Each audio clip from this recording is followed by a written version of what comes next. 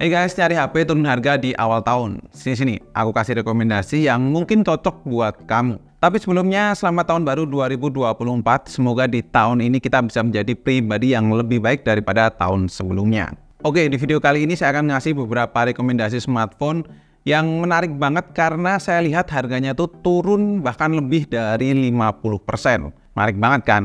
Apalagi kalau dilihat dari spesifikasi yang dikasih itu masih enak banget dipakai 1 tahun hingga 2 tahun ke depan. Dan harga-harga yang kami lihat ini berdasarkan dari marketplace ya. So, tanpa basa-basi lagi langsung kita mulai videonya.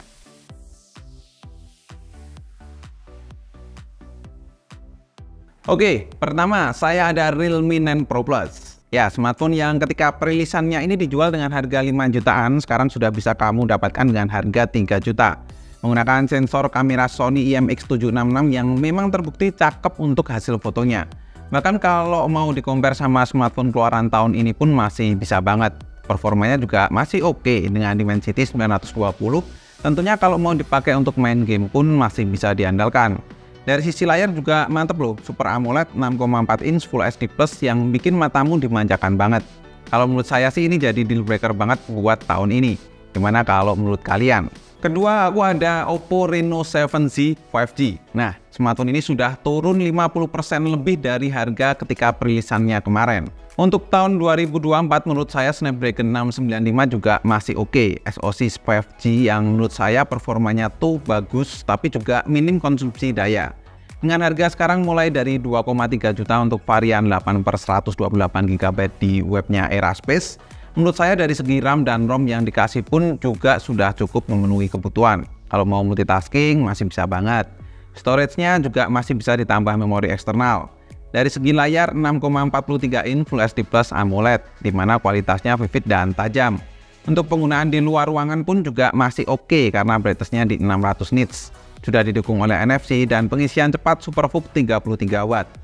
Dan terakhir yang nggak boleh dilupakan yaitu dari segi kamera yang bisa menghasilkan foto portrait cakep, konfigurasi 64 megapiksel di kamera belakang sudah pas banget. Ketiga, saya mau ngasih rekomendasi dari brand Vivo. Nah, di sini ada beberapa pertimbangan nih yang bisa kamu pilih. Jadi bisa disesuaikan dengan budget serta kebutuhanmu. Di Vivo saya kasih V25 series, yaitu ada Vivo V25e, Vivo V25 dan Vivo V25 Pro. Ketiga tipe ini masuk banget kalau dilihat dari harga sekarang dengan apa yang dikasih. Jelas-jelas makin worth to buy lah untuk awal tahun 2024 ini.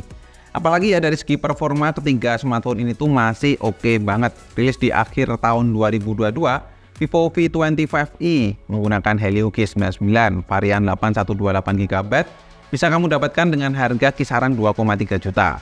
Lalu Vivo V25 varian 8/256 GB sekarang dijual mulai dari 3,3 juta. Sedangkan Vivo V25 Pro 12/256 GB bisa dibeli dengan harga mulai dari 4,3 juta. Vivo V25 sendiri menggunakan SoC Dimensity 900 yang dimana nggak perlu diragukan lagi soal performanya. Mau game kelas berat pun juga bisa dilibas dengan cukup baik. Desain apalagi ya, baik V25 dan V25 Pro tuh berasa banget kelas flagshipnya. V25 ditopang baterai 4500 mAh dengan pengisian cepat fast charge 44 Watt, sedangkan V25 Pro baterainya 4830 mAh dengan pengisian cepat fast charge 66 Watt. Bagi saya kamera ketiga smartphone ini juga sudah bagus banget, tinggal masalah selera aja. Apalagi buat kamu yang suka vlogging ya, Vivo V25 Pro 4K-nya sih sudah smooth. Walaupun kalau emang mau yang lebih tinggi lagi, masuk ke rekomendasi keempat saya ada Vivo X70 Pro. Sekarang untuk varian 12/256 GB, kamu bisa dapat di harga 5 juta. Jadi nambah 700.000 dari Vivo V25 Pro tadi. Udah dapat X70 Pro. Pakai embel-embel sales optiknya. X70 Pro ini cocok banget buat kamu yang doyan bikin video sinematik hingga untuk fotografi. Karena ultra sensing gimbal kameranya bisa ngasih hasil video yang smooth hingga 4K. Dan tentunya bikin hasil foto lebih fokus. Padahal dulu dijual dengan harga 10 jutaan. Sekarang udah turun lebih dari 50% yang menurut saya masih worth to buy. Dari segi performa juga kalau mau dipakai setahun 2 tahun juga masih oke lah dengan Dimensity 1200-nya. Kelas flagship tapi harga mid range jadinya kalau kayak gini. Jadi lebih banyak diincar buat yang masih suka nahan-nahan budget. Tapi ya balik lagi ke selera ya. Mungkin dengan budget 5 juta gini bisa beli smartphone terbaru sekarang yang harganya juga mirip-mirip. Coba gimana kalau kamu? Tulis di kolom komen ya. Nah, kalau dari Oppo flagshipnya saya mau kasih rekomendasi si Oppo Find X5 Pro. Dimana kita juga tahu kalau Oppo tuh rajanya portrait kamera. Gak terkecuali si Find series yang satu ini. Sekarang Oppo Find X5 Pro tuh varian 12/256GB bisa kamu beli dengan harga 9 juta. Layar 6,7 inch QHD Plus AMOLED, Corning Gorilla Glass Victus tentu sudah kelas high-end banget lah. Performanya pakai chipset Snapdragon 8 Gen 1 dimana sudah ngebut banget, belum lagi didukung dengan Mari Silicon X untuk NPU-nya yang jadi bikin hasil foto makin cakep. Plus ada Hasselblad yang punya ciri khas hasil foto. Sehingga Find series ini tuh memang pas juga buat yang doyan fotografi. Nah, lanjut dari brand Xiaomi, saya mau kasih rekomendasi untuk brand adiknya nih, yaitu si Poco.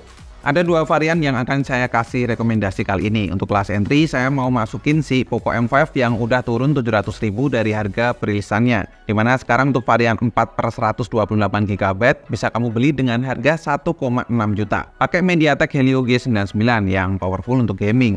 Dimana di banyak video kami pun juga sudah kami tes dan memang oke banget. Terus layar 90Hz dan sudah ada NFC. Gile nggak? Harga segitu udah mulus mau sesmetan. Plus ada NFC pula. Baterai gede 5000 mAh dengan fast charging 18 watt dan kameranya pun pakai lensa 50 megapiksel. Cukup banget lah untuk harganya yang cuma 1,6 juta. Lalu yang satu lagi aku mau kasih rekomendasi ke si Poco X5 Pro. Ya, di perilisannya aja itu udah murah banget loh. Sekarang di awal tahun gini udah diturunin lagi jadi 3,8 juta. Pakai chipset Snapdragon 778G yang dimana performanya kencang betul. Seri ekstrimnya Poco yang satu ini tuh menurut saya pantas kalau mau kamu beli di awal tahun ini. Karena masih baru ya, saya nggak akan bahas panjang lebar. Dan intinya tinggal beli aja dah, mumpung masih ada stoknya. Terakhir nih buat penggemar si Apple, saya mau kasih rekomendasi si iPhone 13 yang dimana sampai sekarang ini saya masih pakai juga smartphone itu. Walaupun kalau secara storage sudah penuh, tapi masih bisa saya backup. Baterai health-nya pun juga masih di angka 85%. Masih oke lah buat saya yang ngecasnya tuh asal-asalan. Karena saya pakai iPhone 13 ini buat kerja dan daily use untuk kontakan sama keluarga. Lalu kenapa nggak saya kasih rekomendasi seri di bawahnya? Karena menurut saya jika kamu beli seri di bawahnya lagi, nanti nggak akan kepake lama. Soalnya update iOS tuh sekarang juga makin cepet. Dimana bikin performa iPhone-mu tuh juga makin menurun. Nah, iPhone 13 ini masih oke kalau menurut saya masih bisa dipakai sampai 2 tahun lagi lah. Sekarang kamu bisa beli dengan harga kisaran 10-11 jutaan. Oke, itu tadi beberapa smartphone rekomendasi dari saya. Kalau misalkan teman-teman ada rekomendasi smartphone lain, coba tulis di kolom komen ya. Dan harga-harga yang saya sebut tadi itu adalah harga yang ketika saya cari di marketplace atau di eraspace.com. Ini bukan video sponsor dari Eraspace atau Erajaya. Atau kalau misalkan teman-teman dari Erajaya nonton video ini, bolehlah sponsorin video kami. Kontak-kontak ada di kolom deskripsi juga. So, kalau misalkan teman-teman mau beli, link pembeliannya sudah saya taruh di kolom deskripsi.